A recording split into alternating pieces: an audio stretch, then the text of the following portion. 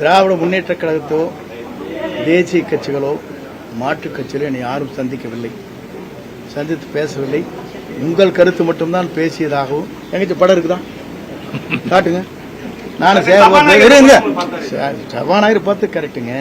நானும் சேகர்பாபு பேசிருக்கேன் ஒரு படம் வந்திருக்கா காட்டுங்க, கண்ணு காட்டுங்க. இல்ல இல்ல நான் காட்டுங்க, நான் சொல்லிடுறேன் பதில். நான் யாரையுமே திராவிட முன்னேற்ற கழகமோ மாற்றுக் கட்சியோ பிஜேபியோ யாருமே என்னை அணுகவில்லை. அணுகதியாக இருந்தால் இல்ல இருங்க, சும்மா நீங்க எதுவும் சொல்லிட்டு கூடாது. நீங்க பாட்டுக்கு ஒரு கற்பனை உலகத்திலிருந்து பேசக்கூடாது. ஆகாயத்தை வந்து இருங்க நான் சொல்றதை கேளுங்க, தயவு செஞ்சு இருங்க கேளுங்க. பார்த்த மாதிரி ஒரு படம் காட்டிருங்க, நான் பதில் சொல்றேன்.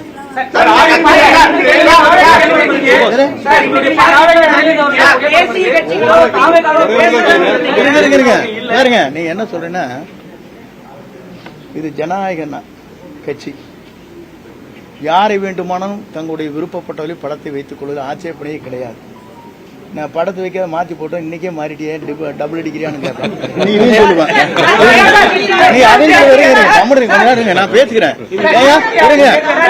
இருங்க நீங்க ஒருத்தர் சொல்றேன், ஒருத்தர் பேச கூட்டீங்க. இருங்க நீங்க என்ன சொல்லுவீங்க?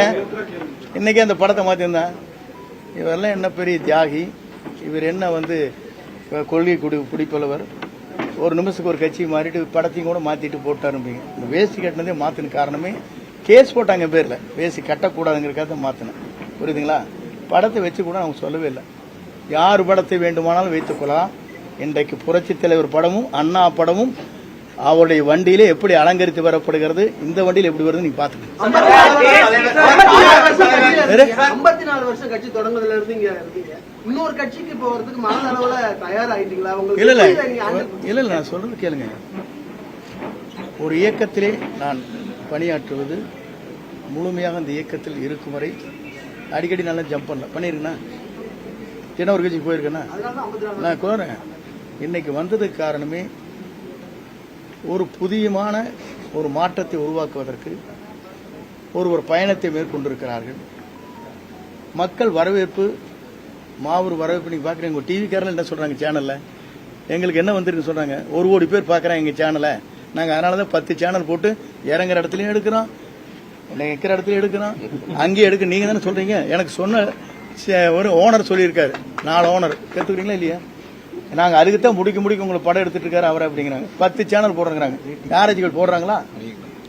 இறங்குற இடத்துல எடுக்கிறீங்க, ஹெலிகாப்டர்ல எடுக்கிறீங்க, ஓடர் போட எடுக்கிறீங்க, அங்கே நிக்கிற போது எடுக்கிறீங்க, சுத்தி எதுக்காக எடுக்கிறீங்க?